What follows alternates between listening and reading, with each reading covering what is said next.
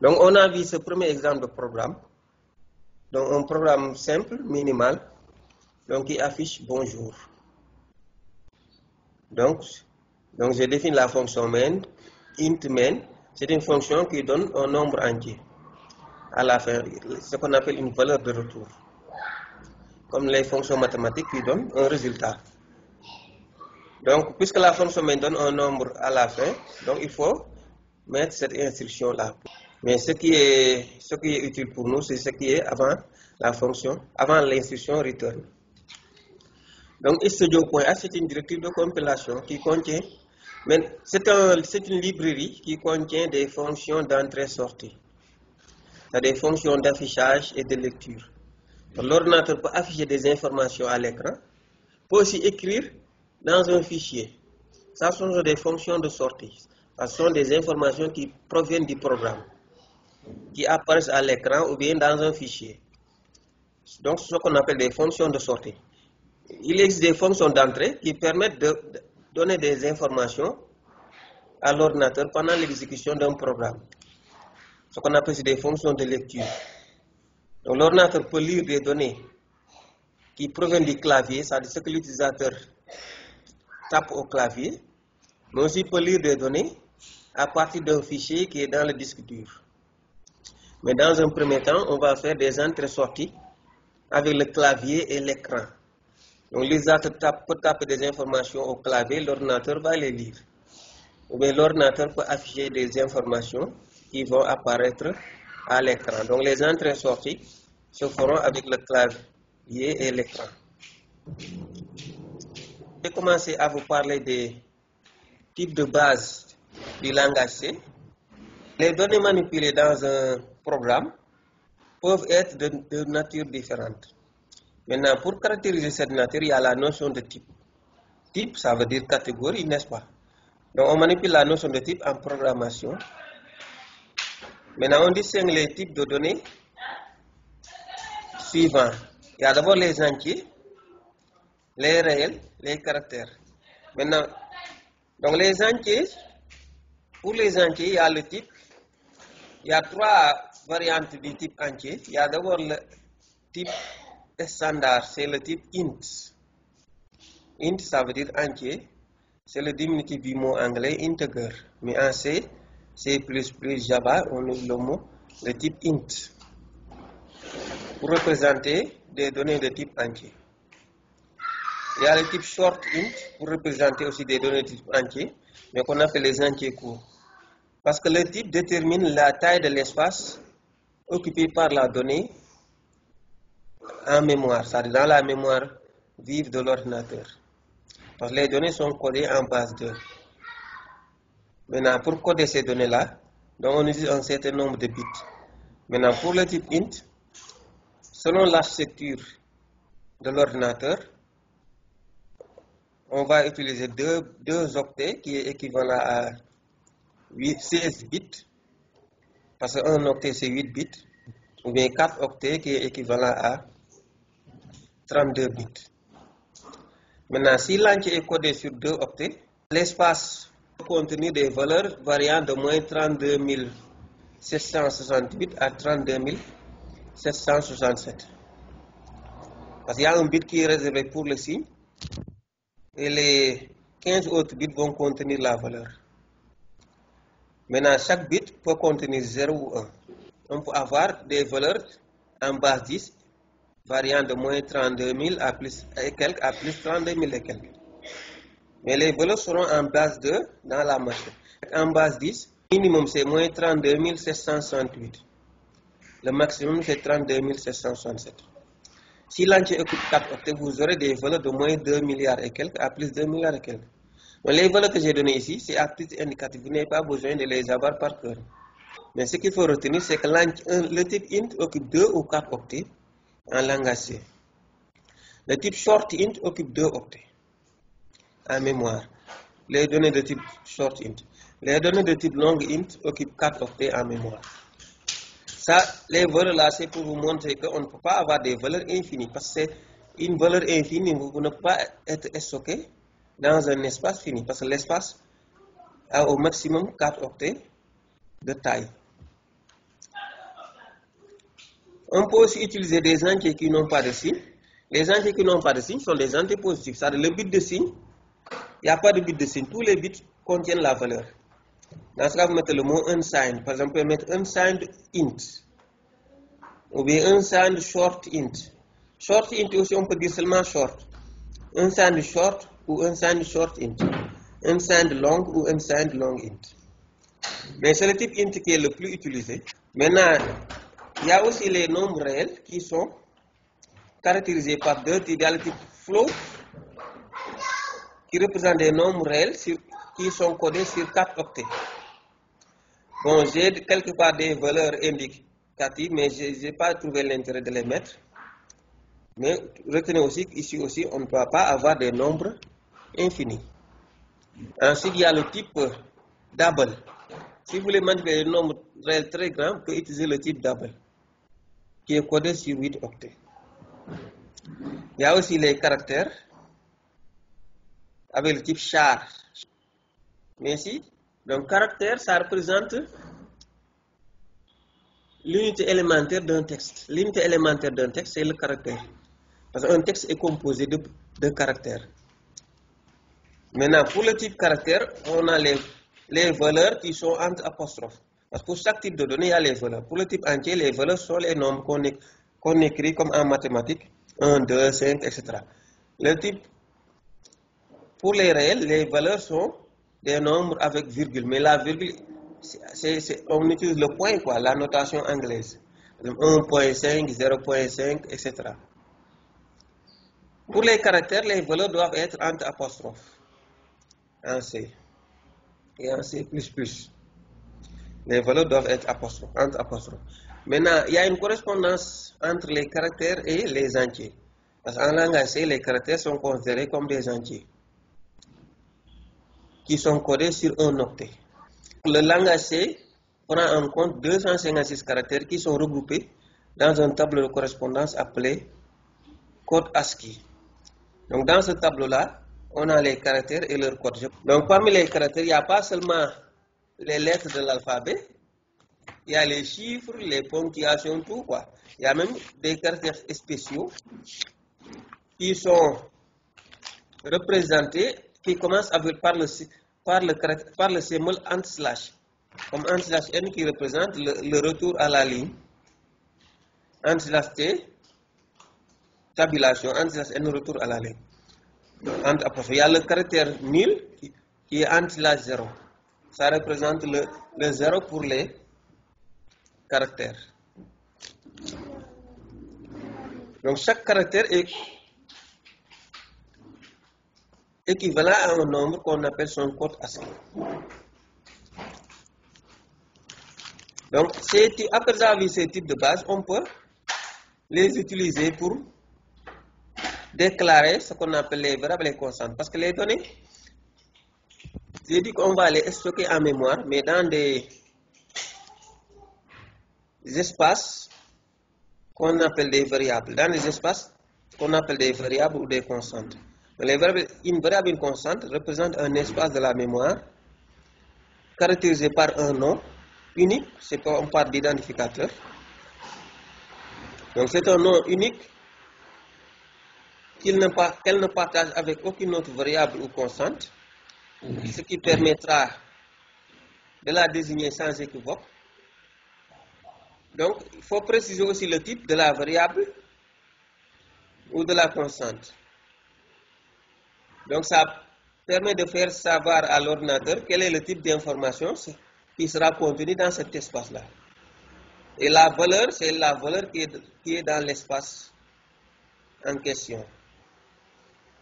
Donc comme leur nom l'indique, le contenu d'une variable peut être modifié. On peut changer ce qui est dans une variable. Alors que pour une constante, la valeur est immuable. On ne peut pas modifier ce qui est dedans. Une constante est immuable. On ne peut pas modifier sa valeur. C'est vrai, on parle de constante. Maintenant, dans un programme en C, il faut d'abord déclarer les variables avant de les utiliser. Je vais donner l'exemple, je pense, de la recette de cuisine, qui est un exemple d'algorithme Parce que quand l'expert cuisinier fait une recette de cuisine, au début de la recette, il indique les ingrédients qu'il faudra utiliser. Les ingrédients dont on aura besoin, en précisant les récipients, etc. Donc ça, c'est la déclaration. Ce qui fait que plus tard dans la recette, il peut dire prends tel bol, prends telle bouteille, prends tel ingrédient, etc. Donc les variables et les constantes aussi, il faut les déclarer. Quand le programmeur fait la déclaration, c'est comme s'il dit à l'ordinateur, prépare tel espace en mémoire, tu vas mettre là-bas une étiquette. Maintenant, cet espace va contenir une information de tel type. C'est ça la déclaration. S'il s'agit d'une constante, il faudra lui dire d'emblée, dans cet espace, tu mets telle valeur qui ne va plus changer. Mais si c'est une variable au début, il a besoin seulement de donner l'étiquette, de dire prépare un espace qui porte tel nom, qui va contenir une information de tel type. Plus tard, il pourra dire mets une valeur dans tel espace ou non. Donc la déclaration, c'est obligatoire en langage C, C++, Java, pour pouvoir utiliser des variables. Mais il y a des langages où on n'est pas obligé de faire une déclaration. Il suffit de commencer à utiliser la variable pour que la variable existe. Par exemple, en Python, la déclaration n'est pas obligatoire. Mais en C, C++, Java, il faut faire des déclarations. Maintenant, pour déclarer une variable, donc vous choisissez son identificateur, c'est-à-dire son nom. Un nom unique. Vous le précédez par un type. Donc vous mettez la syntaxe suivante, vous mettez le type de la variable et l'identificateur de la variable. J'ai mis ID variable pour dire que c'est un identificateur, c'est un nom unique. Et mettez un point virgule.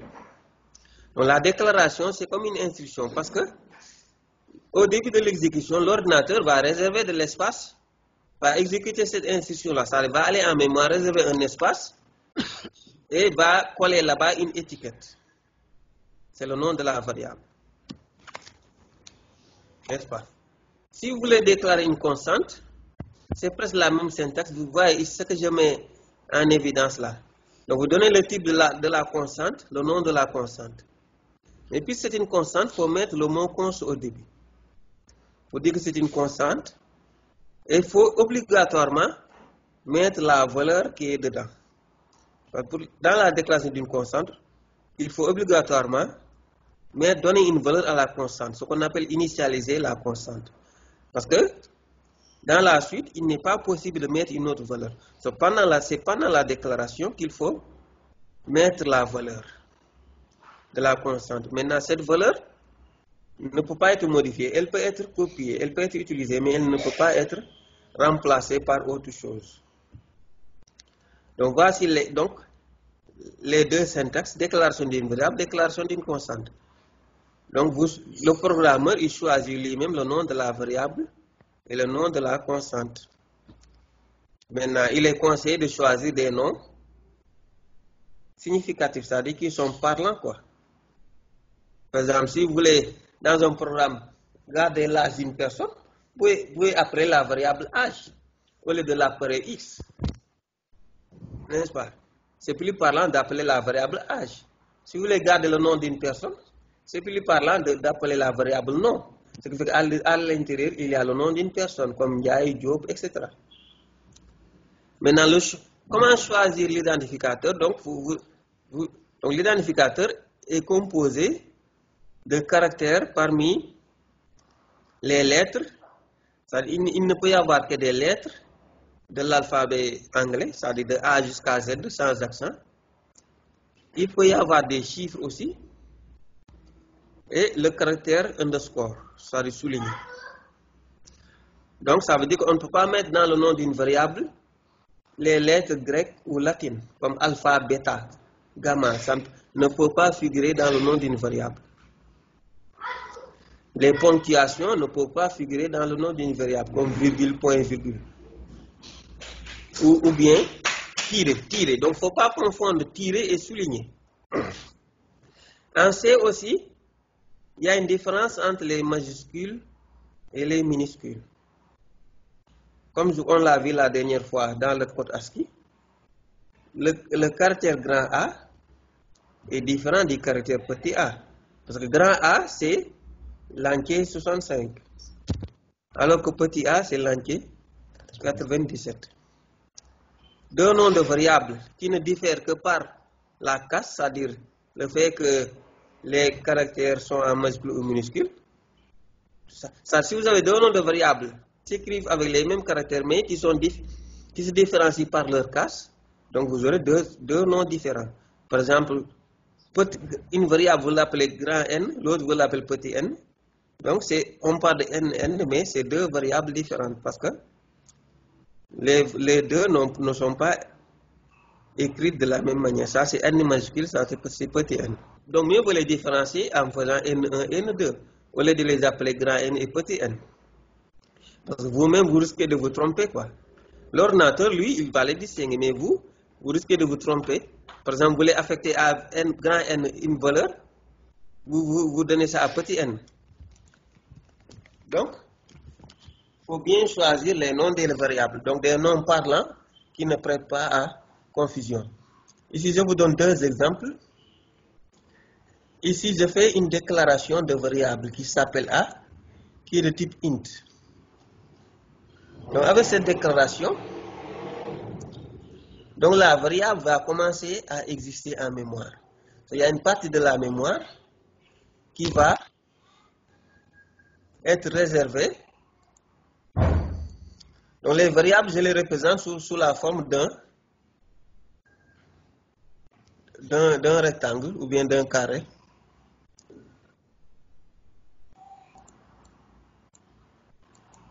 Mais à l'intérieur de cette case, ce que j'appelle une case, va se trouver la valeur. Mais cet espace-là s'appelle A. N'est-ce pas? La mémoire, c'est comme une armoire avec beaucoup de tiroirs. Maintenant, vous pouvez dire que tel tiroir, je vais mettre là-bas tel type, telle information, de tel type. Donc, au niveau des tiroirs, vous mettez une étiquette, vous mettez un nom. Donc, le nom de la variable, c'est comme une étiquette. Donc, une constante aussi, on la représente de la même manière. Parce que c'est comme un tiroir que je réserve, un tiroir de la mémoire, de l'armoire que je réserve pour mettre aussi des données. Donc, j'ai mis un autre exemple ici,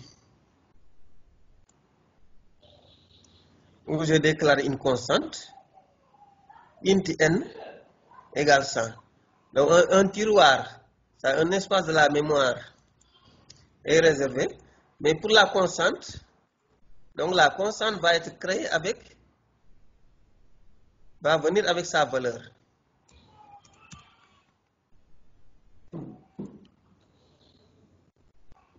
Donc, voici la constante n qui contient 100.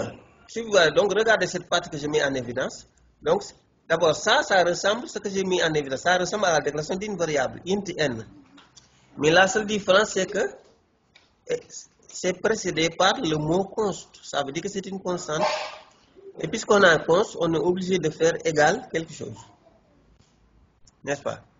Mais je pouvais bien, pour une variable, j'ai la possibilité, comme j'ai mis dans l'exemple qui est là, de déclarer une variable j et de lui donner une première valeur. N'est-ce pas? Maintenant, la différence avec la déclaration de n, c'est que je n'ai pas le mot const. Ça veut dire que j est une variable, mais qui a été créée avec une première valeur qu'on peut modifier puisqu'il s'agit d'une variable. Vous voyez? Donc, int j égale 2, c'est comme int n égale 100. Mais la différence, c'est qu'avec la déclaration de n, on a mis const, ça veut dire que n est une constante. Alors que ici, j, puisque je n'ai pas mis const, j est une variable. N'est-ce pas? Pour les variables aussi, si vous avez plusieurs variables de même type, au lieu de les déclarer séparément, comme je l'ai fait ici, je peux regrouper leurs déclarations comme ça. Puisque les trois variables i, j, k sont des int, je peux faire int i, j, k. Même parmi ces variables, j'ai la possibilité de donner une valeur à certaines, comme je l'ai fait avec J. Donc, comme je dis, il est possible de déclarer plusieurs variables de même type, int i, j, k. Même ces variables, je peux les initialiser. Donc, le fait de mettre une valeur pendant la déclaration, c'est ce qu'on appelle une initialisation. Donc, pour les constantes, pour une constante, l'initialisation est obligatoire. Pour une variable, c'est facultatif parce que on a la possibilité de mettre une valeur, une nouvelle valeur quand on le veut. Mais pour une constante, c'est obligatoire parce que c'est seulement à cet instant qu'on peut mettre une valeur dans la constante. Maintenant, cette constante ne va plus changer de valeur. Donc ici, donc, j'ai dit, donc vous pouvez déclarer plusieurs variables de même type. Donc, comme dans l'exemple que j'ai donné ici. Donc ça, c'est équivalent à la déclaration aux déclarations individuelles comme ça. N'est-ce pas? Donc les variables et les constantes, il faut les déclarer en précisant, en leur donnant des noms et en précisant leur type. Donc je vous ai donné des types élémentaires que vous pouvez utiliser. Maintenant, il y a le type booléen dont je n'ai pas parlé ici, parce qu'il n'y a pas un mot dédié au type booléen en C, bien que ce type existe. Donc, le type booléen, c'est pour représenter des données qui appartiennent à un ensemble composé de deux valeurs différentes, deux valeurs opposées. Donc vrai ou faux. Donc il y a des données, il y a des informations de type booléen, n'est-ce pas? Donc je pense que vous avez fait la logique. Maintenant, il n'y a pas un mot dédié au type booléen, mais la notion de type booléen existe bel et bien en langage C. Maintenant, pour représenter des informations de type booléen, souvent on utilise le type int. Mais on peut aussi utiliser n'importe quel autre type qui contient une valeur nulle, comme les réels, les chaînes, les caractères, parce que pour les caractères, il y a le type il y a la valeur /0 qui représente le 0 pour les caractères. Il y a la valeur nulle pour les pointeurs. Donc la valeur nulle de n'importe quel type peut être utilisée comme faux, la valeur faux du type booléen. Maintenant, la valeur non nulle, comme par exemple pour les entiers, différent de 0, représente vrai. 0 représente faux. Donc, par exemple, je vais prendre 0 comme faux, 1 comme vrai, ou bien 2 ou 3. Donc, on va manipuler le type booléen, surtout avec les structures de contrôle, on va manipuler des conditions.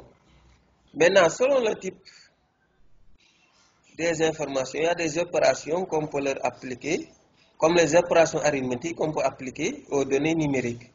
Par exemple, au type réel ou bien au type entier. Ces opérations arithmétiques sont là. Je vous ai parlé de l'opération de division qui peut fonctionner comme une division entière si les deux membres sont des entiers, ou bien si les deux membres sont des réels, ça fonctionne comme une division réelle. Il y a l'opération modulée qui donne le reste de la division. On a vu les opérations de comparaison avec les opérateurs. Donc pour chaque opération, il y a un opérateur. Pour les opérations de comparaison, il y a les opérateurs inférieurs, inférieur égal, supérieur, supérieur égal. Pour tester l'égalité, on utilise deux fois le symbole égal. La différence, c'est point d'exclamation égal. Donc les opérations de comparaison donnent un résultat de type booléen. Je vous ai parlé du type booléen. Donc c'est-à-dire la valeur du résultat, ça va être vrai ou faux. Faux en C, ça veut dire 0. Différent de 0, vrai. Donc quand vous comparez deux membres, vous allez trouver 0. Si les deux membres ne sont pas... Si l'opération donne faux, un nombre différent de 0, si l'opération donne vrai. Maintenant, ces opérations de comparaison peuvent s'appliquer au type de base qu'on a vu. On peut comparer deux entiers, deux réels ou bien deux caractères. En C. Maintenant, quand on compare deux entiers, donc ça c'est facile. 2 inférieur à 3, on va avoir vrai ou faux.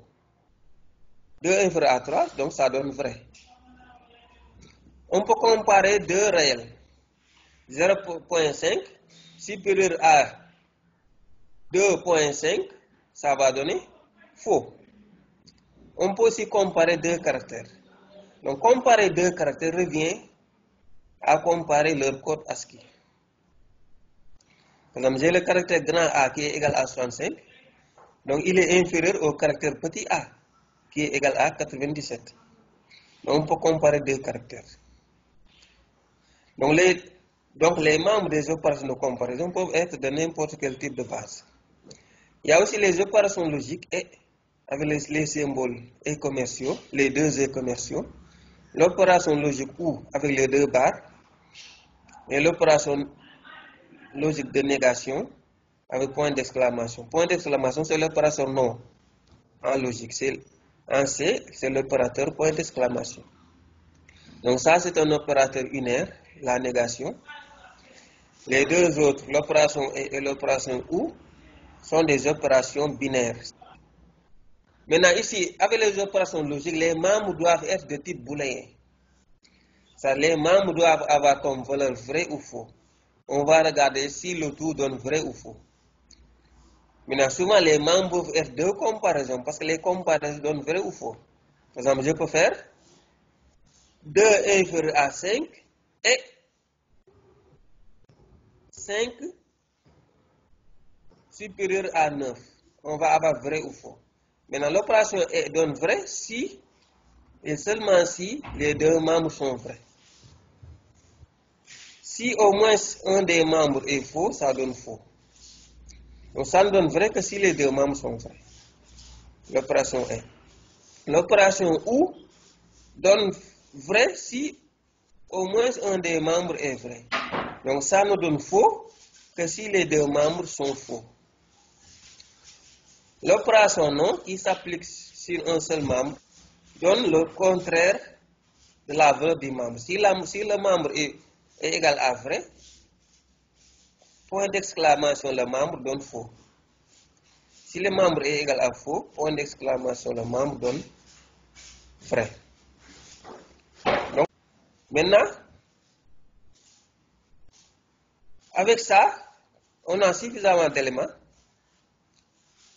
pour voir maintenant les instructions de base qu'on peut mettre dans un algorithme. Après, on pourra écrire de petits algorithmes. Maintenant, les instructions, parce que ces instructions-là vont manipuler les éléments du langage dans des opérations, etc. Maintenant, les éléments du langage, je vous ai parlé des identificateurs, des noms de variables et de constantes, les valeurs et les opérations. C'est ça qu'on va utiliser dans les instructions. Comme première instruction de base, il y a l'instruction d'affectation. Donc, qui se fait avec l'opérateur égal.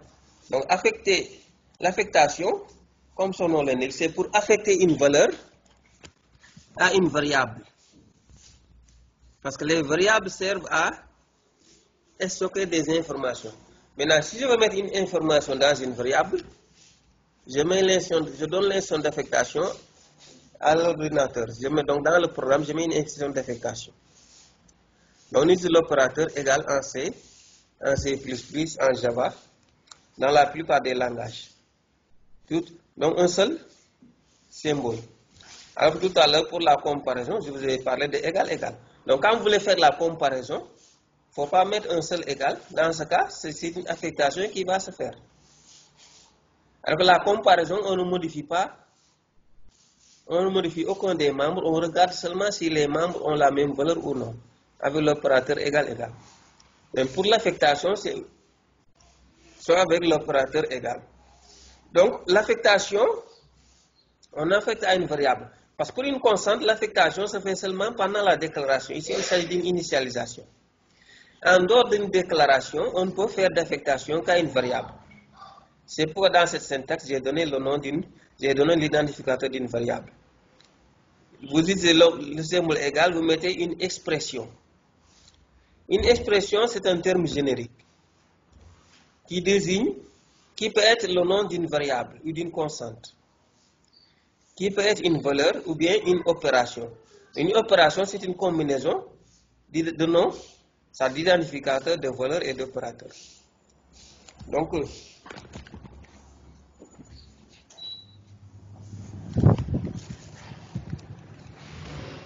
et vous mettez le point virgule parce que c'est une instruction aussi.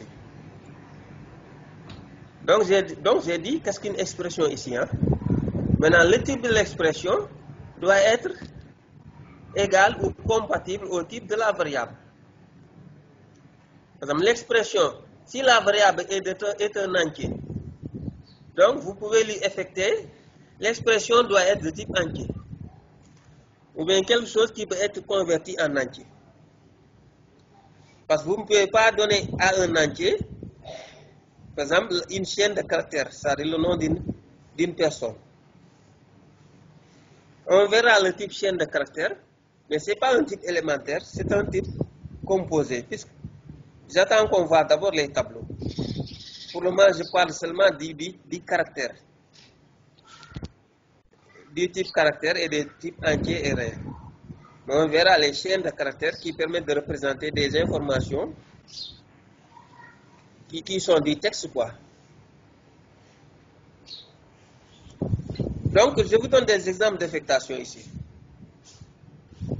Ici, j'ai déclaré 3 variables, x, y, z. Maintenant, les instructions sont séquentielles. Donc, l'exécution va se faire dans cet ordre. Donc, au tout début, c'est la variable x. Donc, je vais essayer de représenter ça. Donc, x égale 5. Donc, x reçoit 5. Donc, dans la mémoire, à l'espace qui représenté par x, il y aura la valeur 5 dans cet espace. Pour le moment, y est inconnu, z est inconnu, parce que dans la déclaration, je ne les ai pas initialisés. Ensuite, vous voyez, ça, 5 est une expression, mais c'est la valeur de. Les valeurs sont des expressions. Y égale x moins 2. X moins 2, c'est une expression, c'est une opération.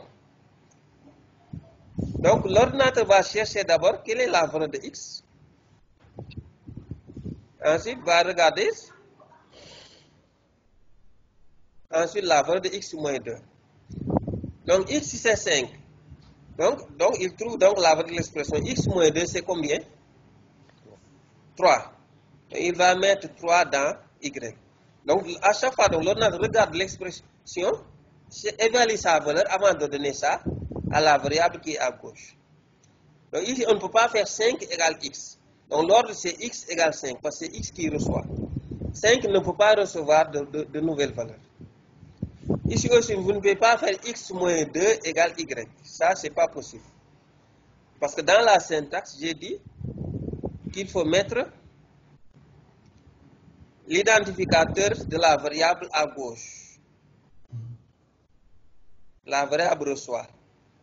Maintenant, reçoit la valeur de l'expression. Donc, l'affectation se fait dans ce sens. Dans ce sens. N'est-ce pas? Donc, y reçoit donc la valeur de x ôté de 2, ça fait, c'est-à-dire y reçoit 3.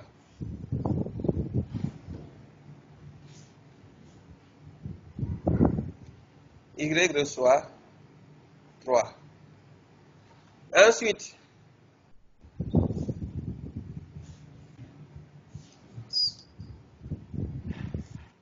x égale x plus 1.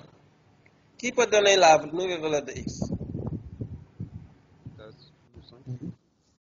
Comment va se dérouler cette instruction? X reçoit 5 plus 1, ça fait 6. X va recevoir 5 plus 1, ça donne 6. 6. Donc, la valeur de x c'était 5. Oui. Donc ici, avant l'affectation, l'ordinateur cherche d'abord la valeur de l'expression x plus 1. À cet instant-là, que vaut x? 5. 5 plus 1. 5 plus 1? 6. Donc x plus 1, c'est 6. Donc après avoir évalué x plus 1, l'ordinateur trouve 6. Maintenant, il regarde, il donne à qui? Il donne à x. Donc x maintenant change de valeur. Il y a plus 5. Maintenant, il y a 6. Mais il y avait 5 auparavant. Maintenant, il y a 6. N'est-ce pas? Mais, Oui. donc on est à cette instruction. Mais certains étudiants, quand je leur donne cet exemple, ils sont tentés de revenir en arrière. Puisque ici a changé de valeur, ils veulent revenir aussi changer la valeur de Y. Vous avez compris? Oui. Mais Y, ça, c'était la valeur. Y ne faut pas revenir en arrière. Y a reçu l'ancienne valeur de X. Maintenant, Y, ça garde 3. Mais puis après, X a changé. Mais il ne faut pas essayer de dire, donc, puisque X a changé, Y va venir. C'est comme si l'exécution se fait en permanence. Non. Donc, l'ordinateur, il a dépassé ça, il ne va pas revenir en arrière. N'est-ce pas? Mais si j'ai appris une instruction qui utilise X, maintenant, l'instruction là utilise la valeur, la nouvelle valeur de X. Par exemple, si j'avais fait ici Z égale X, au lieu de Z égale Y, maintenant Z reçoit combien? 6. 6. X. N'est-ce pas?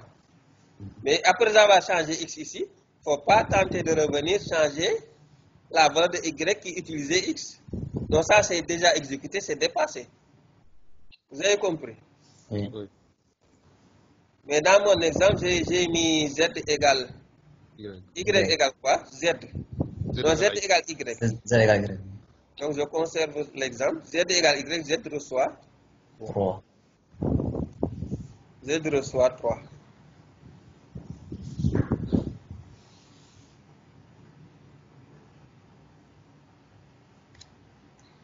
Donc l'affectation, c'est très facile.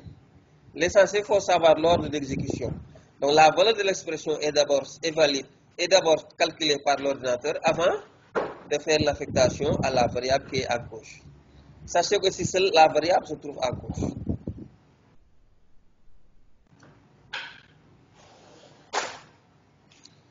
Donc, ça c'est la première instruction de base.